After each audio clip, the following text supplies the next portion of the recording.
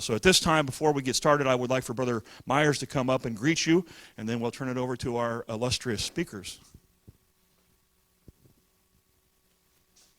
Thank you, Brother Plappard, and praise the Lord, everybody. Appreciate Brother Plappard and the great work that he is doing with the Apostolic Legal Association, and Brother Darby, and all of you for coming and being here. This is a special time, and we're always grateful.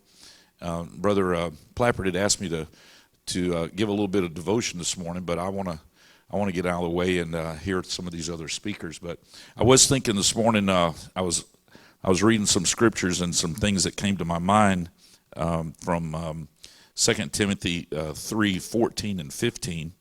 It says, "But continue thou in the things which thou hast learned and hast been assured of, knowing of whom thou hast learned them, and that from a child thou hast known the Holy Scriptures, which are able to make thee wise unto salvation through faith, which is in Christ Jesus."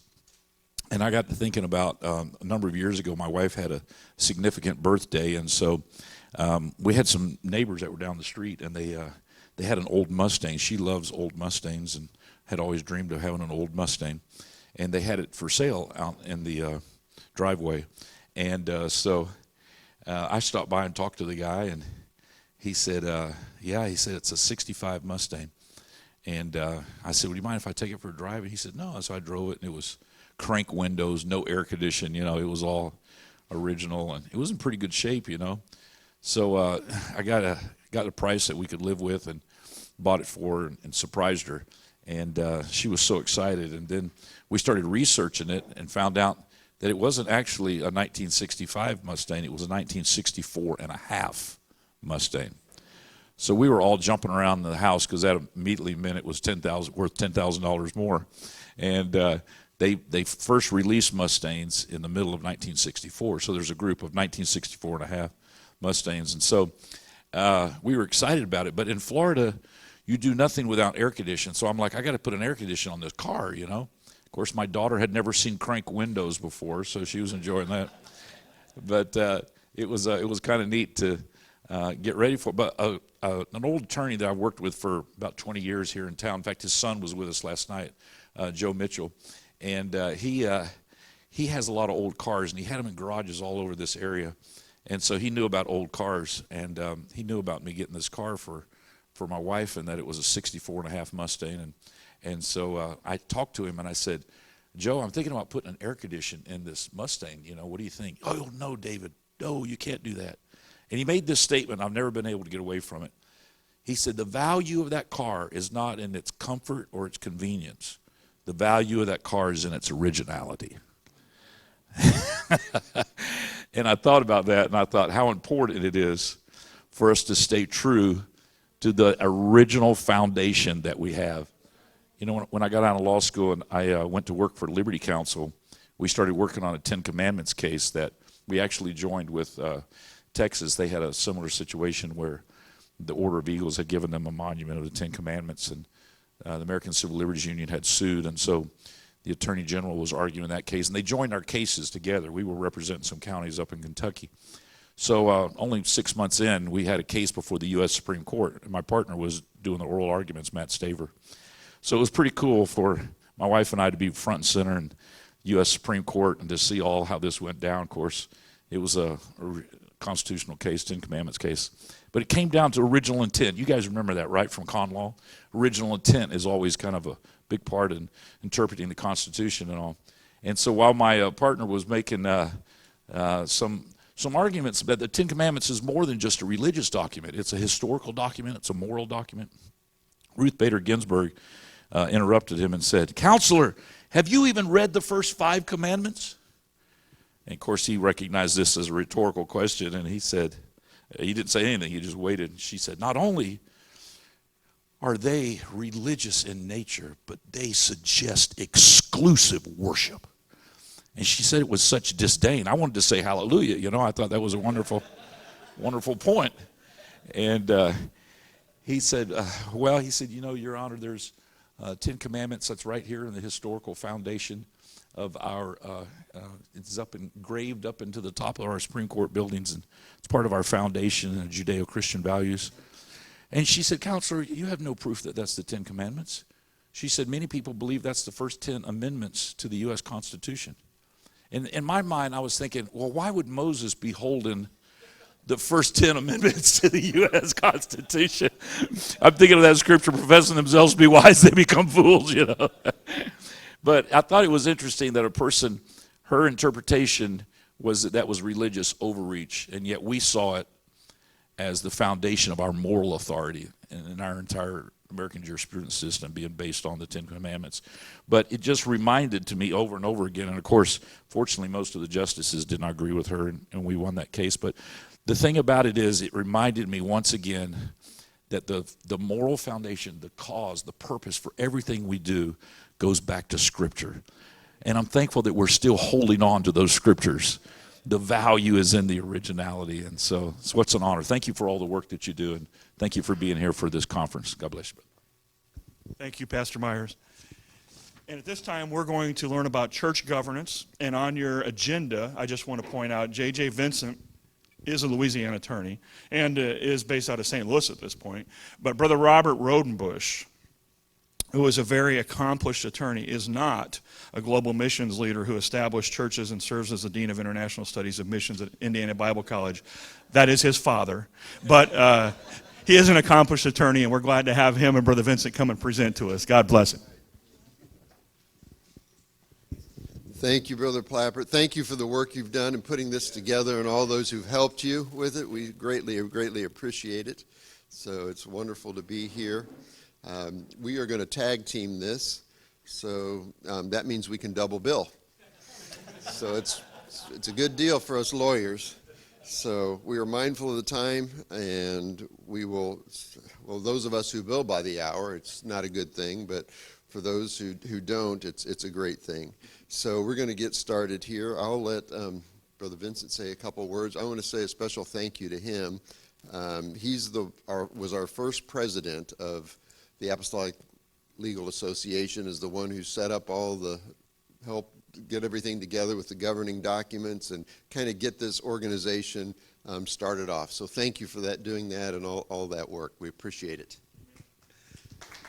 Thank you. I just want to say thank you to Brother Myers for hosting this event. To go back to General Conference in 1998, I was in law school, and there were a group of law students and people who were just out of law school, first, second year attorneys in North Carolina, who gathered together and sat at a table and brainstormed about what an association could potentially look like. And fast forward into the 21st century, and to see this is a culmination of law students, young associates, dreams being fulfilled. And so I want to tell you, thank you for coming to this event. Thank you for your prayers. Thank you for your attendance. Thank you, Brother Plappert, for putting this together, because it truly is an answer to prayers of many attorneys and many people who want that connection so that we can govern with excellence in our churches and propel the kingdom of God. So we are going to speed through this presentation. Dealing with church governance covers a lot of things. People often ask me, well, what, I tell them I do religious nonprofit, tax-exempt organizations, all of that, and what all does that entail?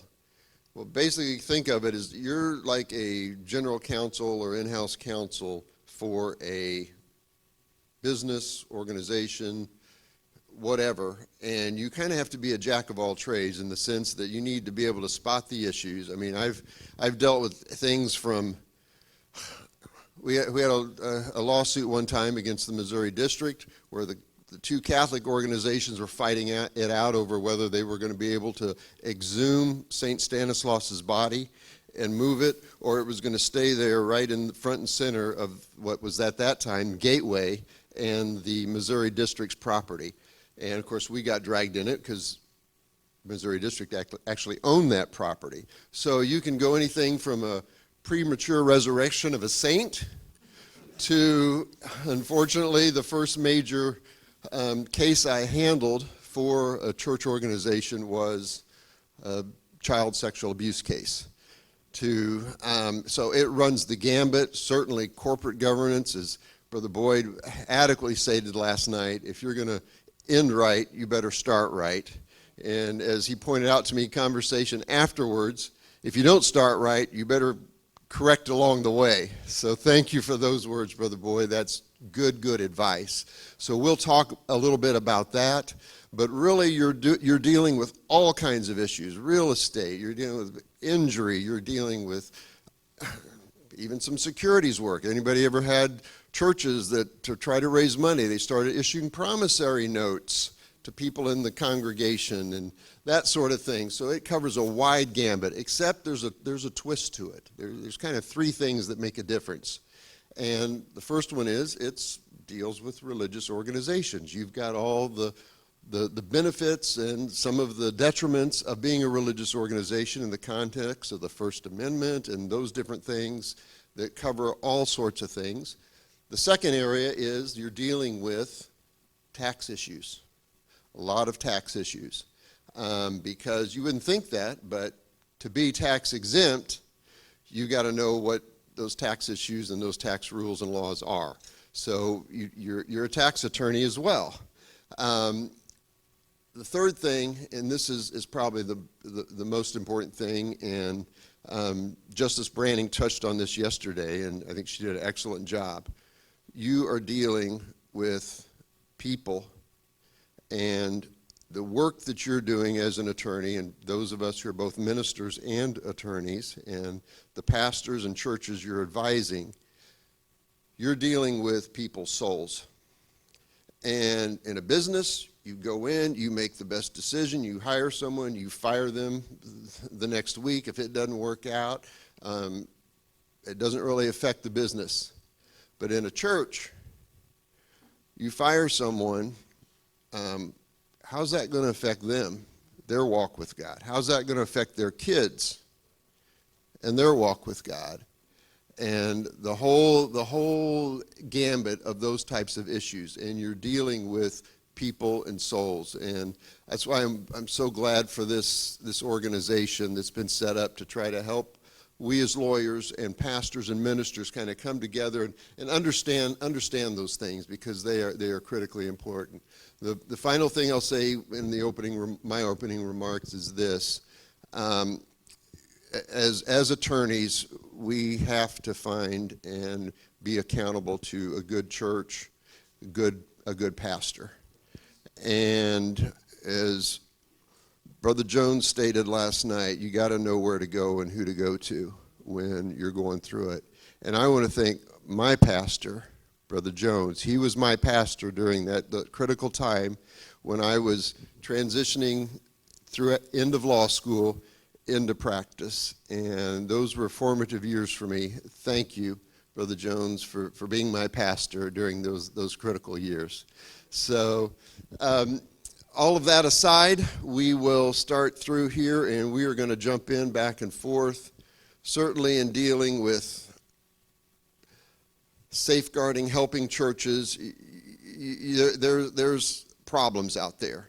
If you don't start right, you will end up in the ditch. Anything from lawsuits, claims, IRS problems, governmental actions, enforcement actions, allegations, particularly of the sexual abuse type, whether they're true, whether they're false, it doesn't matter. You're going to be dealing with a lot of expense, headache, and damage to reputation, and it doesn't really matter. So what do we do to protect ourselves from that type of thing? Well, in terms of governance, the first thing is incorporation. Now, we often find that churches think they were incorporated, but as it turns out, they're not. You want to talk a little bit about some of those stories? Well, it's easy to figure out because every Secretary of State for every state in the Union has a database where you can search and find out if Hope Church is really incorporated or not. Well, praise the Lord. And the lights went out. Oh, okay. So you definitely, it's not something you think you might have done. You did or you did not. And realize too, there is once you do get incorporated, that's not the end of the journey. You just got in. So there's a lot of other things that you have to do. Bylaws. You have to have a board. You have all of these different corporate actions you have to take. And there's a biblical mandate for it. Look at Acts chapter 1. Verse 21, they wanted to replace Judas. They had a business meeting.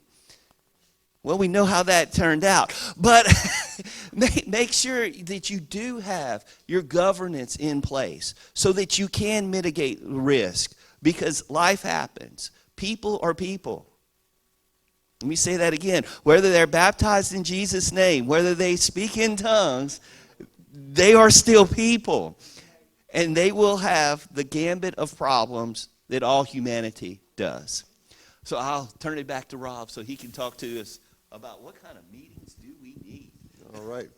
Well, obviously an organizational meeting, and I want to point you to the UPCI in the past several years have come up with a lot of good resources for pastors, churches, and certainly we attorneys who are helping us out.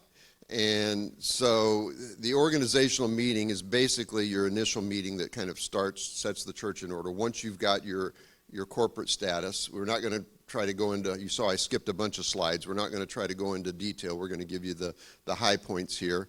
But at that organizational meeting, that's kind of where you set your initial, nominate your pastor, your president, secretary, your first board, so to speak.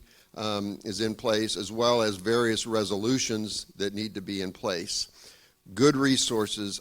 I'm a huge fan of Church Law and Tax, Richard Hammer's organization, Richard Hammer's group. There's other good organizations out there that's, does that type of thing, but when it comes to the tax and the corporate, the governance, that sort of thing, Church Law and Tax, just pull it up on the internet.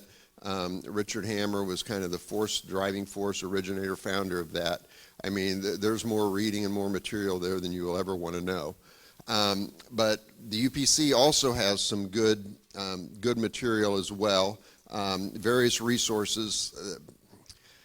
When we set up these, you want to make sure, obviously, you have the things in place that are going to protect the church as well as benefit some of the perks of being a religious organization. The main one being, for tax purposes for pastors, is take advantage of the housing allowance. That has to be designated in advance. It can't be done in December retroactively to January 1 of that same year. We don't believe in Santa Claus, so you can't go back and you can do it for next year, but not past. So that's a huge benefit, that a tax advantage for ministers. And I will also give a plug here for the MRF. I serve on the Ministers Retirement Fund Board. If you have any opportunity at all, the benefit of the MRF is, as a 403B, any money you put in that, and we've set it up now where it can be self-directing. It's very, very similar to any other type of 401k or IRA that you would put. But if you put money into the MRF, when you retire as a pastor, you can draw that out as housing allowance. So that's another issue, another thing to consider regarding the housing allowance. All different sorts of things. Some states allow, this is a huge one, confidentiality clauses, where certain books and records can be designated as confidential by the church, and so that not any member, particularly disgruntled member, can have access to all of the confidential information. That's a state-by-state issue. In the UPCI manual, they've got a lot of sample resolutions, there's a sample set of bylaws. This is good material. Even the stuff that I do, I use this as a framework, especially when I'm dealing with UPC churches, because everyone understands it, everyone knows it. The thing that I will tell, certainly we lawyers know this, but I would tell pastors, you need to have someone who knows what they're doing look over and make sure that those bylaws that maybe followed the manual, but it was your pastor friend from across the state or from another state who those bylaws were set up for that particular church, that particular situation, and God forbid it was for a different state that met requirements in another state, and you're trying to just use them as a pastor and say, well, these look good, I'm just going to use these bylaws, or this resolution or this policy looks good, we're just going to use those. You want to? Yeah, let me interject. It gets passed around. You know, you have a minister friend who went ahead and incorporated, and they seem bright and cutting edge, and I have seen these bylaws be passed around from church to church, minister to minister, and sometimes they're really old. Let me tell you how old in my office since I started working in the 21st century. I have seen Jim Crow segregation inside of bylaws that have been passed around that prohibit interracial marriage, and you know the ironic part? The pastor's congregation was 70% African American, 30% white, and they had segregation in their bylaws. They didn't even know. Now, their bylaws were written on IBM typewriters. I mean, they were old bylaws. So if you haven't looked at your bylaws this century, it's time to redo your bylaws, because they do get passed around, and people unfortunately don't read them until one day there's a transition, there's an election, a board member dies, and we need to do something procedurally in a business sense, and someone ends up sliding it across an attorney's desk, and they look at it and they think, we need a prayer meeting because this needs to change before we can have a business meeting. And when you look at these, remember, hopefully you have a board of trustees that you can amend these bylaws, and you want to make sure you understand what's going to take place at these business meetings, what needs to be resolved, and how we can resolve it underneath the articles and bylaws that are in place. Or how can we change those articles and bylaws to conform to what we actually believe, not what someone else believed 50, 60 years ago. And there's one provision that's in a lot of bylaws I see on that point, is when there is a notice or there's going to be a pastoral change, there can be no change in the bylaws. So you're stuck with those until the new pastor's in place, right? So that can cause a lot of problems. Along those lines, too, membership lists. I know that's a tough thing to do sometimes, but please, that has caused untold problems in dealing with kind of the corporate governance side. Certainly, for the attorneys here, they know you've got to get, the church is a separate corporate entity. And then this is one of the benefits of incorporating for the pastors here. If your church is not incorporated, it is what's called an unincorporated religious association, which can be very, very problematic. I had a case a while back in another state, and I will change the names to protect the guilty. But the pastor called me frantic because the sheriff had just shown up and had locked him out and barred him from the church.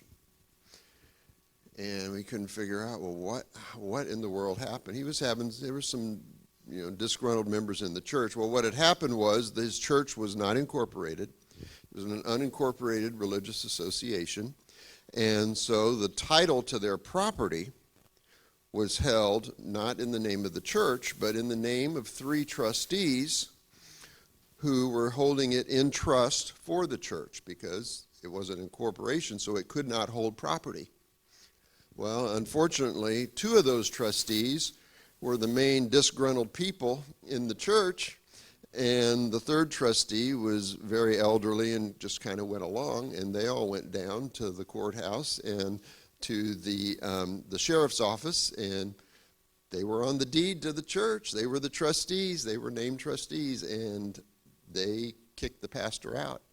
We got it fixed. There was some issues that we were able to do to back them off because they were actually technically no longer board members, no longer trustees, but on the deed they were still listed, and so they were able to cause that pastor a whole lot of trouble. State ID numbers, all of that. One thing I always tell pastors when dealing with real estate, dealing with property, is especially if you're buying property, you're going to build a new building, it doesn't matter on December 31st of the year before that thing is going to hit the tax rolls.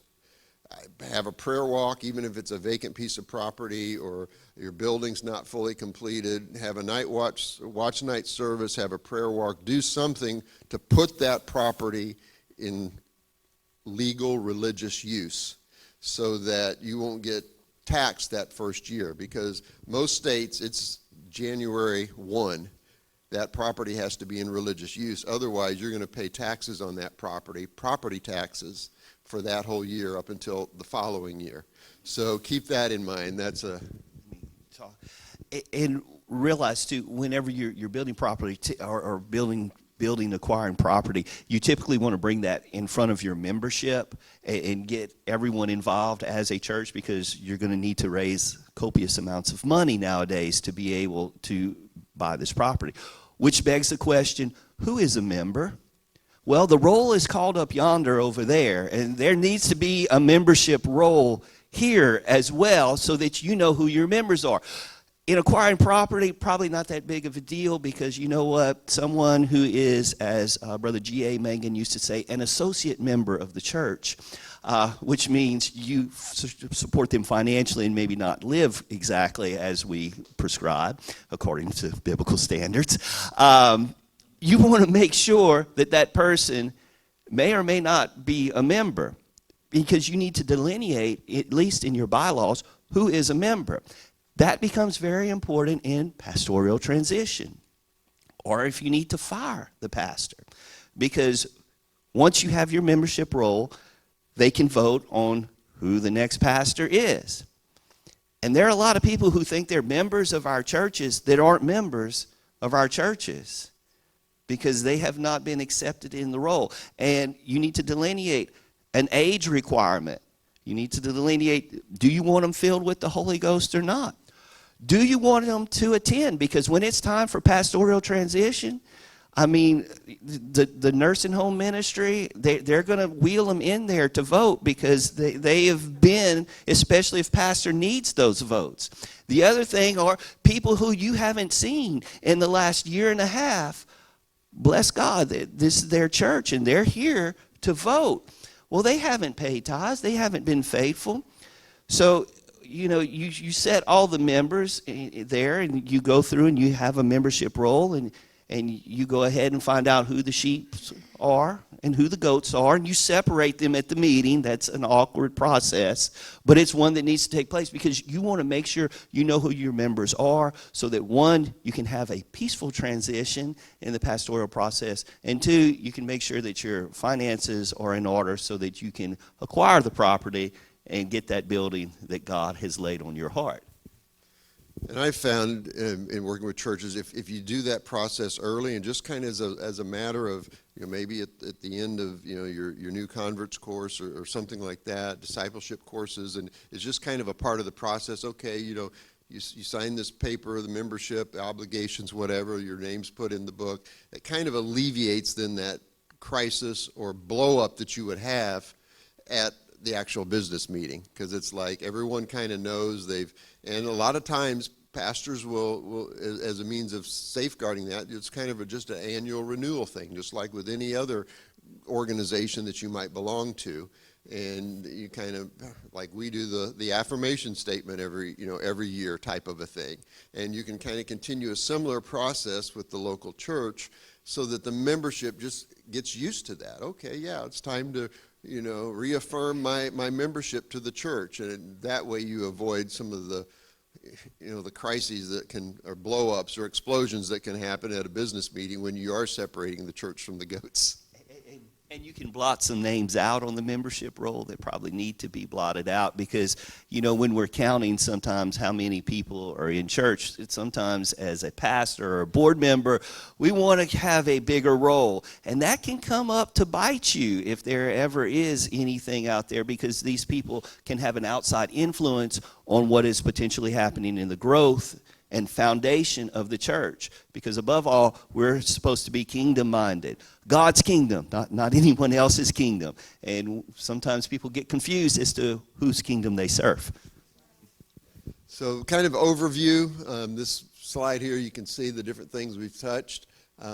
Articles of incorporation, organizational meeting, where you do all the different things to get things started. And again, if your church is existing, you go back and update this from time to time to make sure that it's in and up to date.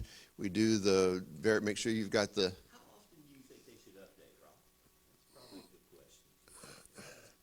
I would recommend looking at this stuff anywhere from every 3 to 5 years, at least. And if you're having big changes in the church, especially if you're going into a big building program or starting multiple ministries out of the church, then before you do something major, I would recommend having someone look over this just to make sure everything's in order. You don't want to get halfway down a path of a building or something else and then realize, or the bank tells you, or the foundation fund tells you, we got to do, if you're going to get a loan, you've got to do this stuff, and then you got to back up and try to correct it. So a major event that's happening then, or if not, at least every 3 to 5 years. So thank you for that.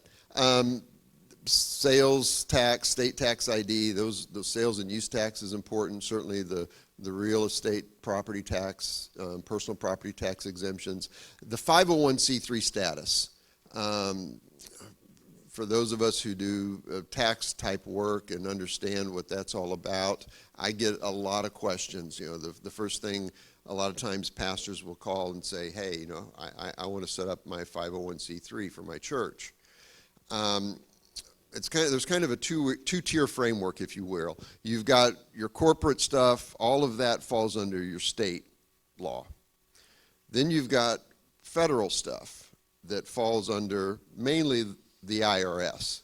And even as a tax-exempt organization, which a church is, you still got to meet those definitions and requirements. So your 501c3 status, what does that mean? Well, that basically means that the church is a tax-exempt entity, which means you're not paying income on the contributions and things that come in. People who donate to the church, you can give them donation receipts and they can claim those on their tax returns. Now, there's a distinction between a church, because a church is specifically defined in the IRS code, and a religious organization or a ministry. Churches are automatically exempt. They are automatically 501c3 organizations without having to do anything regarding the IRS. It's just as a matter of law. They are tax exempt. They are deemed to be 501c3 organizations. And when he says church, I want to make sure that you understand that a church means traditional pews, chairs, service. Correct. Not a ministry or a religious organization or some other type of religious entity. This is specifically dealing with a church. All quote-unquote churches as defined by the IRS in the IRS code, to the extent it is defined, but through that and through regulations and case law and so forth, traditional, it's a good way to phrase it, churches are exempt. Now, a lot of times, though, pastors will call me, I need my 501c3 because, someone wants to donate a bunch of money to the church, or someone's going to donate land and their CPA is asking for our determination letter, which the determination letter is the letter you get from the IRS that says, yes, your organization is tax exempt. Well, there's a huge process you have to go through to get that. You got to file the Form 1023. It takes time, it takes money, it's expensive. Most churches, especially new churches, don't really need that. We're blessed that our organization, the UPCI, has already applied for and obtained a 501c3 designation as a group. So all of the churches certainly those who are affiliated, but as we've been directed by the IRS, all churches in fellowship, basically if your church is listed in the directory, you are covered under that group exemption number. That number is 1411. And you can use that. You can get the resource from headquarters if you need a copy of that to show, yes, we're part of this denomination. This denomination has a group exemption for all of its churches and fellowship. You're good to go. Now, what I will tell you is sometimes it takes some convincing, particularly if you've got a major project that you're doing or a major donation coming in. Their people are still going to want to see a determination letter. So if your church is at the point where you're starting to branch out and do some various ministries, particularly if you got schools and outreaches and different types of things that your church is doing, your church has grown to that point, a lot of churches then go ahead and apply for and get their own determination letter, their own quote-unquote 501c3 status. So it kind of depends on what your situation is as to whether or not you need to get.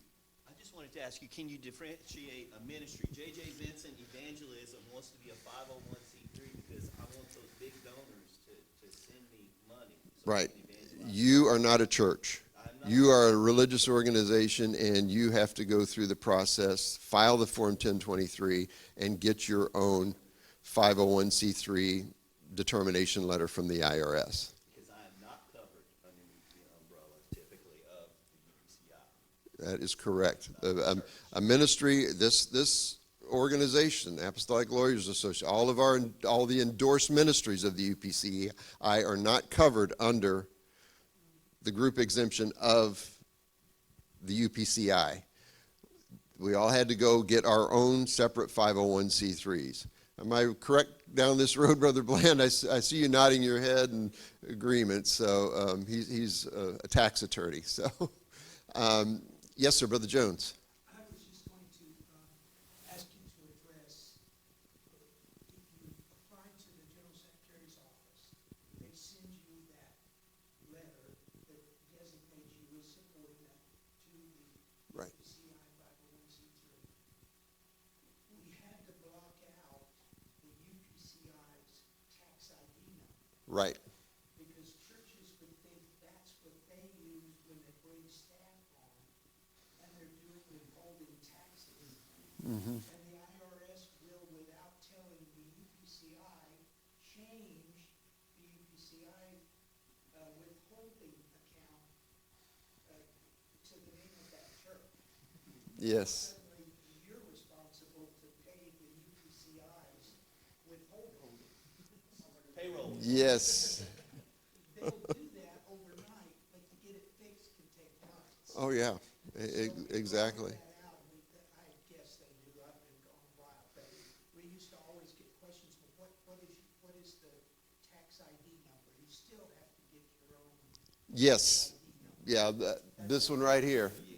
Yeah, Each church. different issue. That's think of the tax ID number. This one that Brother Jones was referring to is called the EIN number or TIN number, tax identification number. That's like a Social Security number for a corporation, if you will, and it defines you as a separate legal entity from the UPCI. But yes, I've had that situation. You go in to help a church, and of course they haven't done anything in years. I ask them, well, can I see your articles? Can I see your bylaws? Can I see your tax information, your tax identification? Well, we just use the manual. Do you have a copy of a 1964 manual that that's the one they're still going by, or just whatever's in the manual? Which back then it used to be they had it separated out. There was for unincorporated religious associations and for corporate, it was kind of blended because they were trying to give it a sample for both. And so you had incorporated churches that had bylaws that were really tailored more for unincorporated associations, and you had unincorporated associations that were using corporate type bylaws. So those distinctions are very, very important. So basically you've got an EIN number that the church has to have, tax ID number, which is think of that as like a Social Security number for a organization. You've got then separate state tax ID numbers So you've got a federal number, it's kind of, again, that two-tier system, the federal number, the state tax ID number, and then your 501c3 number. Three different animals there. And if you get them confused, it can cause a lot of problems. Thank you, Brother Jones, for bringing that up. So I think we've hit all this. We will jump over to kind of maintaining what we want to do here, what we need to do. We got to, there's a lot of stuff here to maintain and keep things going. Let's jump back.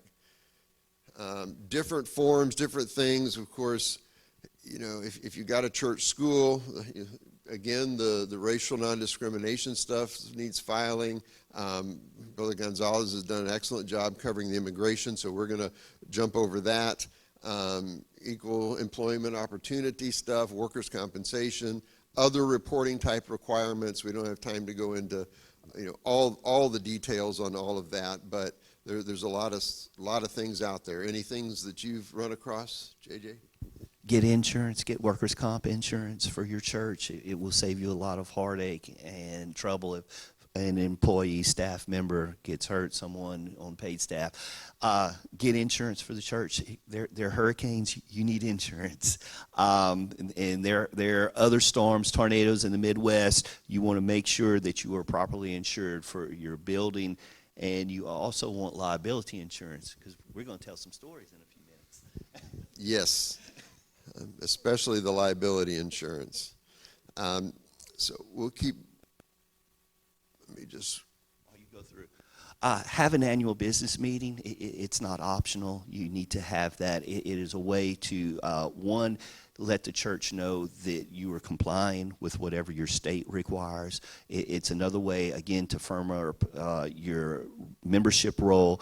You want to definitely have your board members, trustee members, in line. You may want to rotate them in and out. You want to have transparency in your finances. Look, if you're a minister, there's only a couple things, three things that are going to trip you up. It's going to be money, power, or sex. And so you want to make sure that the power is transparent as where the money goes.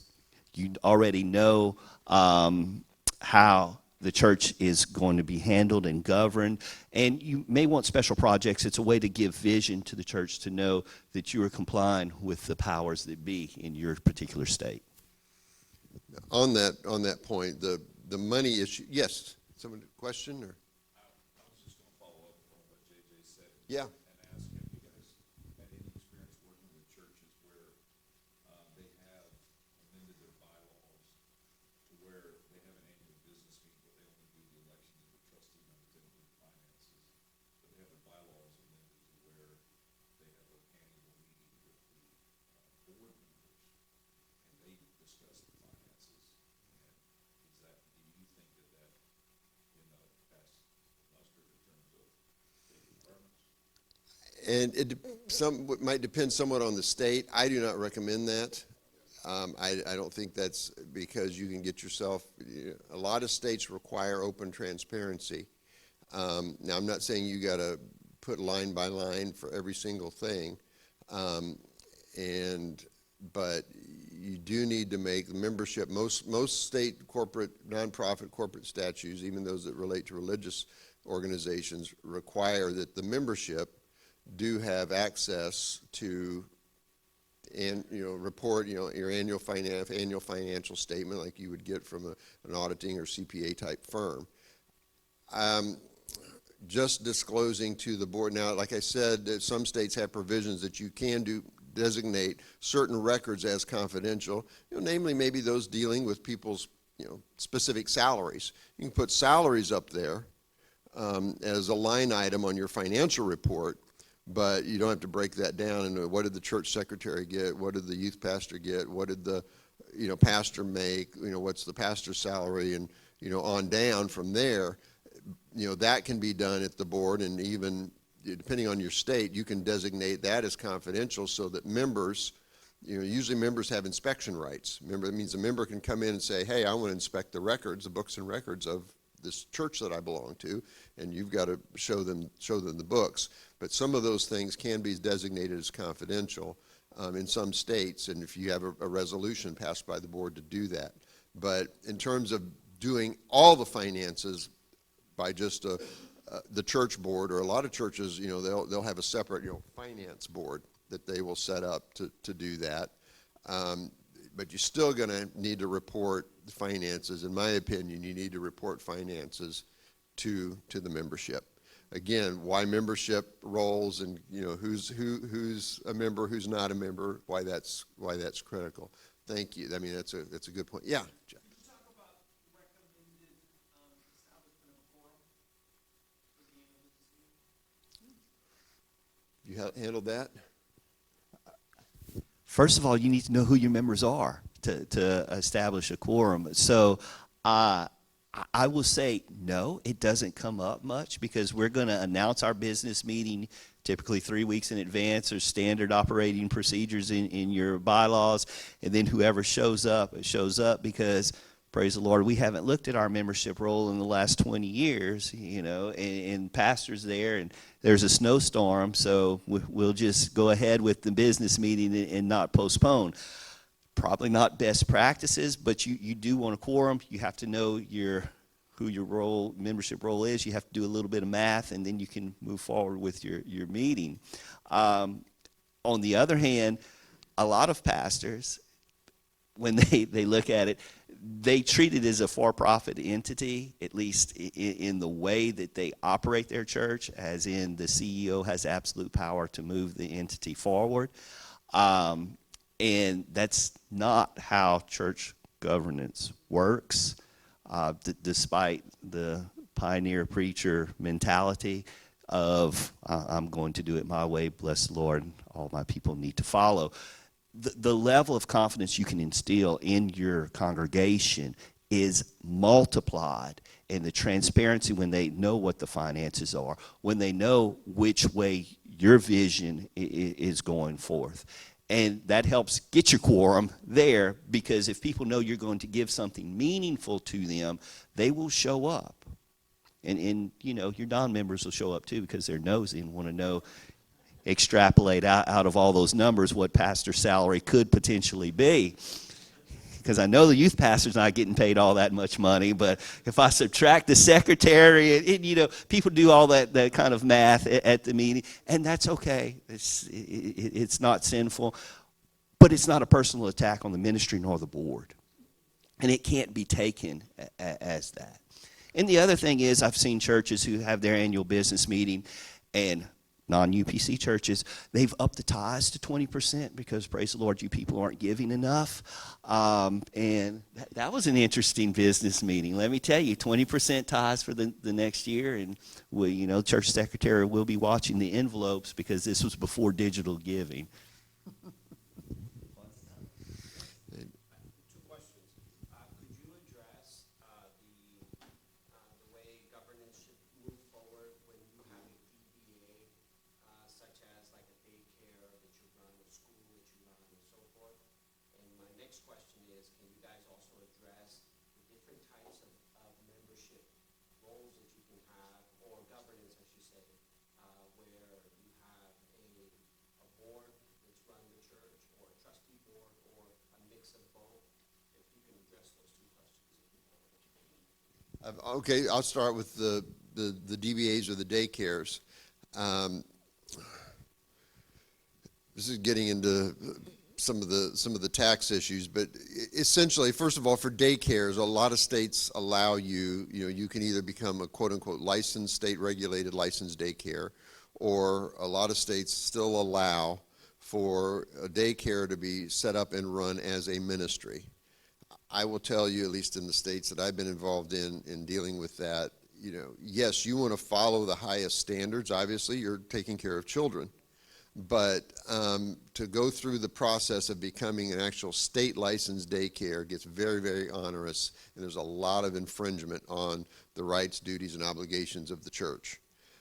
So I tend to shy away from that. Tell them, meet all those standards, obviously, because you don't want a crisis in your daycare. We've had several of those recently. And even, one child was actually killed at a daycare, which was a horrible case. But so standards remain as high as it would for any other state licensed regulated industry, but set it up, if your state allows it, as a ministry of the church. Now, the issue I think maybe you're getting to is, what about the income? This is a ministry, it's set up as a ministry, but 50, 60, 70, 80% of the church's revenue is now coming from the daycare. So now you're getting into, well, at what point then is this less of a ministry and more of a commercial enterprise? And that can be true of any ministry. If you've got a thrift store that suddenly, passes up Goodwill, and the amount of revenue it's bringing in for the church, the IRS tends to, and correct me if I'm wrong, Brother Bland, but the IRS kind of looks at this. It's somewhat of a balancing test. I mean, if you've got a daycare or other ministry that's bringing so much revenue into the church that you're lowering the tithes from 20% to 2%. Because you don't need the money anymore, the IRS is going to say, this is no longer just a ministry. This is more of a business enterprise, and you need to start paying unrelated business income tax on it. So you've got to, in which case then the recommendation when it gets to that level is spin that off as a for-profit subsidiary of the church and do all that. And we're seeing a lot of this, and the financial aspects of churches, especially larger churches that are running all these different ministries that in some sense are somewhat commercial type enterprises and bringing a whole lot of income to the church, which is good, but you got to keep in mind that those things will be looked at. It'll usually first off, it'll start at the local level.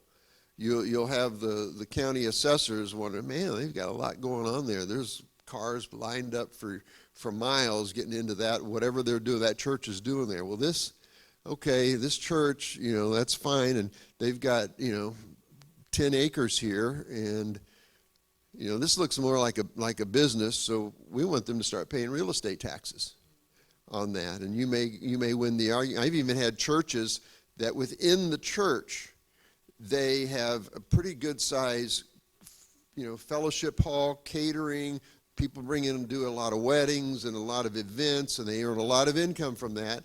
And the county went in and subdivided even that church building, even though the fellowship hall and the kitchen was part of the church, because they were bringing in so much. They tried to revoke half of the church's tax-exempt status on the real estate taxes. So you start running into those types of issues, in which case then, you probably need to think about, let's spin this off. I always tell pastors at these types of seminars, there's 3 ways to do things. There's the right way, the wrong way, and the IRS way. And by and large, I feel that the vast majority of our pastors and churches try to do things the right way. But we're in a different world, folks. It's a different day. And people, especially with the internet and all the things that are going on, people are looking at something to shoot at the church, take us down. And so doing it the right way isn't good enough anymore, unfortunately. It's got to be done the IRS way, unfortunately. You want to take the other? What was the other? I'm sorry. The difference is, with governance, if you have a trustee board, you have a church board, and so forth, what are the differences in the mix that you can have within that governance body? I believe a lot of ministers don't understand that you can have a different way to govern the church regarding change of pastor and so forth and so forth. Sure. I try to keep it simple, especially for my smaller churches, in that I try to have a board that handles all of those types of transitions. And that typically is a board of 3 to 5. And I try to get the presbyter involved in that, hopefully the pastor's pastor involved in that, the minister's wife, who is secretary treasurer, so that you can head off some of those problems. As the church gets bigger, you can start subdividing, and it depends on your state, because some states use specifically trustees on their board. They have a board of trustees that has to be in place to hold property, for example. Boy, it's really a state-specific question. In Louisiana, I would have a board that was there that ran most of the church, and then subdivided into committees to handle specific situations as they arise. Illinois, I would probably do it differently depending on the size of the church. So it's kind of state-specific, and it's size-specific to the congregation, because you don't want a church of 20 people having to jump through all of these hoops whenever it's the same 20 people who are on each committee. Yes, sir. 3 more minutes. One. Oh, okay. We got a dispensation of grace. For an attorney about that. I know. Wow. The other thing I wanted to tell you is vet your people. Do background checks on your people. Before I got carried away with boards, that's what I wanted to talk about, because I knew time was running out. It's not a waste of money to do a background check. I know Sister So-and-so, she's 80 years old. She has had the Holy Ghost since she was 5, and she's, 6th generation Pentecost. I mean, she goes back to Azusa Street. You still have to run a background check on our dear sister, because the new convert that's all tatted up with the things of this world and got piercings everywhere, who just came into church and put all that down, you need to run a background check on them. Not because we're judging a book by its cover, but because that's what we do for everyone. And how do we know everyone? Because Sister So-and-so, who's 90 years old, we run one on her every year as well. So we're not singling you out. And that brings a spirit of unity. Remember, they were all in one mind and one accord on the day of Pentecost. And that can change how people see your children's ministry. Because as Rob alluded to, in the age of social media, your local town is going to have a Facebook group, and if something happens to a child at your church, believe you me, it is going to show up on that town's Facebook group, and everyone's going to talk about it. So let's go ahead and take care of problems proactively before they crop up. If they're a van driver, even though they don't do anything with Sunday school or children, if you have minors in that van, you need to run a background check on that person. No, just young people. Yes, yeah. Yeah, just if they are involved in children's ministry or have contact with ushers, for example. If you have ushers and there's a child that comes into the bathroom and is in there, getting toilet paper and wetting it and throwing it on the ceiling, because kids do that sometimes, and they go in. You don't want your usher to be accused of touching that child inappropriately because they were disciplining that child by physically taking them out of the bathroom. Because stuff like that happens. And if you say, look, he did touch your child, he grabbed them by the hand and go out, because that's what we trained them to do to stop them from destroying church property. And we've had a background check on our brother. He's clean. We don't believe that happened. It gives you a stronger stance. Now, do bad things happen to good people? Yes. Do sin, again, people are people. Sin is still there. It can happen. And that's why we need to protect the victims. But it helps you have a good spirit of discernment, because you have already laid the foundation to look into people's past. Someone convicted 15 years ago of a cook at a camp. And I was called and asked, he's been in church, he's good, he's just going to be cooking in the kitchen at this youth camp. What do you think? And I thought, no, because it's not worth the risk. If you know about it because you did your background check, but he's really fake, it doesn't matter. It's not worth the risk. Because if we truly want to protect the victims, which we do, right? Right? God shines his light. He exposes sin in the midst of darkness. It's our duty to confront wrong, to confront sin, and to protect those that are hurt. And I'll let you talk about that. Yeah, just on that point, yes, God forgives, God forgets all of that, but people still bear the scars of their past lives, and unfortunately, we're not God, society's not God, and they don't forget. So you don't have there's no one there to back you up. I mean, in a situation like that, try to get them involved in some other type of ministry, and by and large, I will tell you, I get calls a lot. The first call is usually is from a pastor, and I'll change facts and obviously not give names, but you've got the head of the bus ministry, who is was arrested on Saturday and for molesting 2 kids that he was bringing to church, and he would have them come over and spend the night Saturday nights before taking them to church on Sunday morning as part of the bus ministry.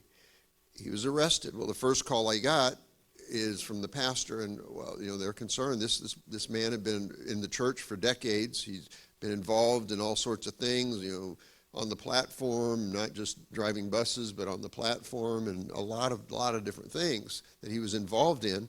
The first inclination by the church, the people, everyone involved was, well, we got to rally around this brother. In fact, they were talking about raising money to pay the bail for the guy to get him out of jail. And I said, well, I don't know about this situation, Pastor, but I can tell you in my 30-plus years of experience doing this that, yes, there are exceptions, but it's less than 1%. Because even if there's not an accusation that is as bad as what he's being accused of, if he didn't do there's something there. And as a church, what is your responsibility? Your responsibility as the church, as the pastor, is to those children. He can defend himself. He's an adult. You're going to have to let that process play out. If he's innocent, I hope he is. Odds are against it. But if he is, then, God will vindicate him. And, the charges will be dropped or whatever. But if he's not, our first obligation is to that victim, to that child. And, even in states where maybe, and pastors are mandatory reporters. If you know something as a pastor, you have to report. Now, it's not true in every state. Some are given this very, very narrow clergy penitent, protection, but that is extremely narrow. I mean, if there's any sort of breach of that pastor penitent language discussion, if the victim shares that with someone, or anyone else is involved in that privilege is gone. But even if there is a privilege, I'm asking you, I think you still have a moral obligation to report it. You may have a legal loophole you can get out of reporting, but really, that child is of utmost importance. So going through and doing all that, you can see the different things, reporting requirements, adequate screening, adequate supervision. On one case, the pastor thought, yeah, I've got this. I'm going to report. Everything's good. We're fine. The guy got arrested. So I was asking about, what do you have policies and procedures in place? Sure enough, he had gotten a bunch of policies that, a lot of his preacher buddies had circulated around. I don't know that they even read them. They just adopted them. Well, those policies were pretty decent policies. It said you got to have 2 adults. Anytime you're dealing with children, you got to do background checks. You got to, all these different rules and requirements. A good child care type policy, which they implemented because they also had a daycare, but they passed them. I don't know if they read them or not. They maybe skimmed them, and they never implemented any of it. They didn't have background checks. They didn't require 2 adults, this, that, and the other. And that's even worse because you've got the policy, and then you did not follow it. And so that's that, you're in bad shape. Brother, there is, just so everybody knows, and many of you might, but there is an endorsed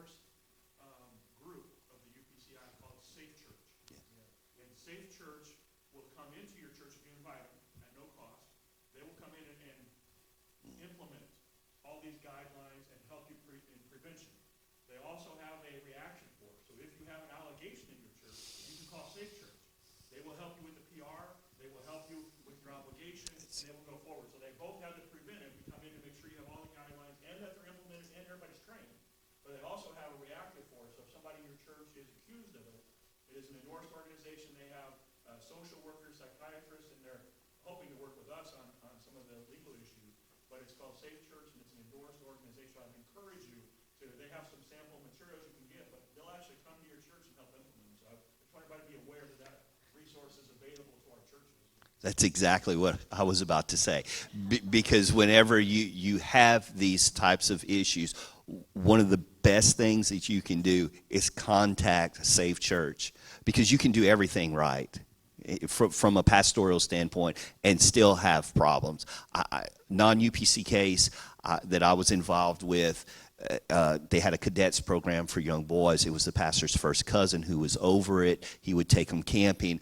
He molested 11 of them over the years. And pastor did not know. One of the children finally told his mother. Of course, made the local news, arrested, obviously lawsuit, it's in the way. He took it directly from the pulpit. I know every defense attorney in the world would say don't do this, but the man got up in the pulpit, to his credit, and said, this is what happened. These were the allegations. We have terminated him. He will no longer come to church here. We're going to pray. We're going to fast.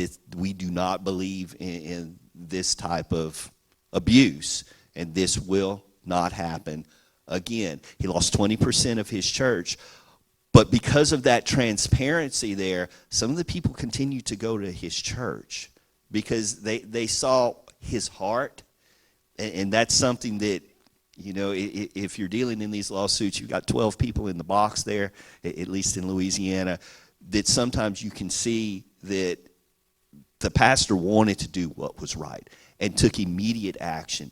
And although you're going to pay a price for it, but you have to do what's right, regardless of what the price is. And you have to protect the victim.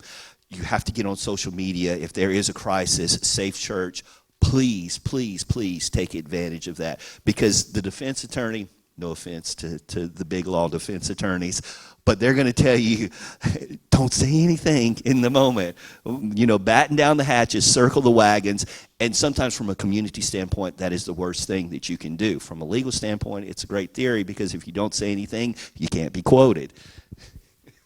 Yes, no, I mean, yeah, the language you're going to get from a defense attorney is, don't talk to anybody, don't say anything, nothing, zero, nothing. But, in my experience, and that's, no comment is probably one of the worst, yeah, if not the worst, one of the worst things you can say. So that's our thoughts on that. I think we are running out of time. We didn't get to some of these other issues, but We didn't get to talk about bathrooms. bathrooms and Preachers always want to talk about bathrooms. yes, but maybe next time. Thank you so much. Before you leave, Brother Myers, you had a question for him. No, I was just going to address that about the necessity for churches to have facility use policies in place, specifically as it relates to the bathroom issue that's becoming more and more an issue with churches, especially out in the liberal states, Oregon, Washington, all that, because groups are coming in and they're literally testing churches. So if you don't have a policy in place, then they can accuse you of just acting arbitrarily. Right. To your point, you do have a policy in place. You got to follow the policy. Otherwise, they can prove that you deviated from the policy. So it's not a hard thing to just have a facilities use policy in place and deal with the bathroom issue in your facility use policy. Yeah, one thing I recommend in a lot of times is that in the bylaws of the local church, if they go ahead and, if they're a UPC church, they go ahead and incorporate into their bylaws the articles of faith, the position papers, the stuff that's in the manual, that pertains kind of our general agreement articles of faith, and then you can tie into that, well, because of our belief or because of our position papers or whatever, we're going to enact this policy, and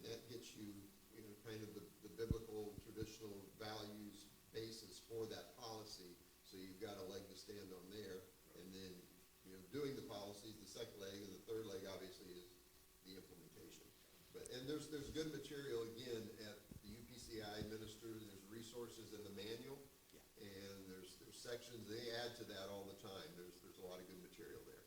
The good news is this is a hot topic, and these gentlemen are going to be on our panel, so you can ask them more questions about it at that time. While we have Brother Jones here and Brother Boyd, the discussion at dinner last night, we talked about how do we make sure that all of our churches are properly incorporated and have the right documents.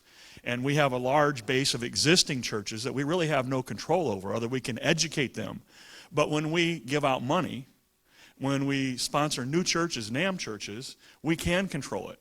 And we can require that if you're going to get NAM money, that your church is incorporated, your church has a tax ID number, that your church has this stuff. So I would encourage those of you who have influence to make sure that anytime we're giving out money, that we make sure that they have the proper governance, they have the proper documents, they have the proper tax ID. That's something we can do. Because when we're giving out money, we say, hey, you've been elected, you've been sponsored for 3 years, but here's the requirements in order to get your money, A, B, C. I would also encourage those who do NAM seminars. Most of the bigger districts do them. They do it at launch, to encourage, to have some type of training on church organization. What's required, whether it's an attorney that comes to do it or a pastor who's familiar with those things, I would encourage them to take a half hour out of that NAM training or at launch and tell them how important it is and why the district or why the organization is requiring this, because it's important to protect you and to protect us, to as you said, if you're going to finish right, you got to start right. So we're starting a lot of new churches, a lot of new preaching points, and if we start there, we'll catch up, and most of our people will be properly documented, properly organized. Even though we can't force the older churches to do it right, we can encourage them and educate them, but we can require the new ones to do it right. So anyway, I just wanted to get that plug in while we have you gentlemen here. Let's take about a 5-minute break, and then Brother Gonzalez is going to come back and talk to us about immigration issues for ministries and pastors.